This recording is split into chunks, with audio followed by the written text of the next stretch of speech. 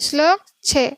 संन्यासस्तु महाबाहो दुःखमाप्नुमयो गतः योगयुक्तो मुनिर्ब्रह्मा न चिरेणाधिगच्छति। भक्ति में लगे बिना केवल समस्त कर्मों का परित्याग करने से कोई सुखी नहीं बन सकता, परंतु भक्ति में लगा हुआ विचारवान व्यक्ति शीघ्र ही परमेश्वर को प्राप्त कर लेता है। तात्पर्य: सन्यासी दो प्रकार के होते हैं। मायावादी सन्यासी सांख्य दर्शन के अध्ययन में लगे रहते हैं तथा वैष्णव सन्यासी वेदांत सूत्रों के यथार्थ भाष्य भगवत दर्शन के अध्ययन में लगे रहते हैं।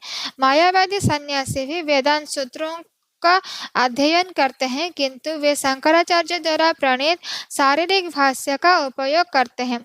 भागवत संप्रदाय के छात्र पांचात्रिक की विधि से भगवान की भक्ति करने में लगे रहते हैं।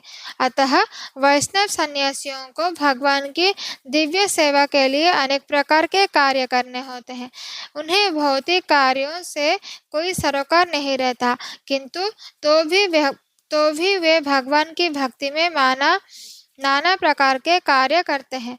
किंतु मायावादी सन्यासी जो सांख्य तथा वेदांत के अध्ययन एवं चिंतन में लगे रहते हैं, वे भगवान की दिव्य भक्ति का आनंद नहीं उठा पाते, क्योंकि उनका अध्ययन अत्यंत जटिल हो जाता है।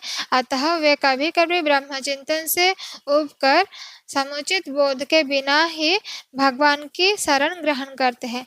फलस्वरूप श्रीमद् भागवत का भी अध्ययन उनके लिए कष्टकर होता है। मायावादी सन्यासियों को शुष्क चिंतन तथा कृत्रिम साधनों से निर्विशेष विवेचना उनके लिए व्यर्थ होती है।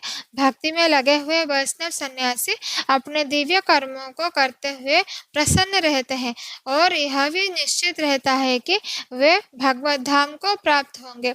मायावादी सन्यासी कभी कभी आत्म साक्षात्कार के पथ से नीचे गिर जाते हैं और फिर से समाज सेवा, परोपकार जैसे भौतिक कर्म में प्रवृत्त होते हैं। अतः निष्कर्ष यह निकला कि कृष्ण भावनामृत कार्यों में लगे रहने वाले लोग ब्रह्मा अब्रह्मा विषयक साधारण चिंतन में लगे सन्यासियों से श्रेष्ठ है, यद्यपि वे भी अनेक जन्मों के बाद कृष्ण भावना भावित हो जाते हैं।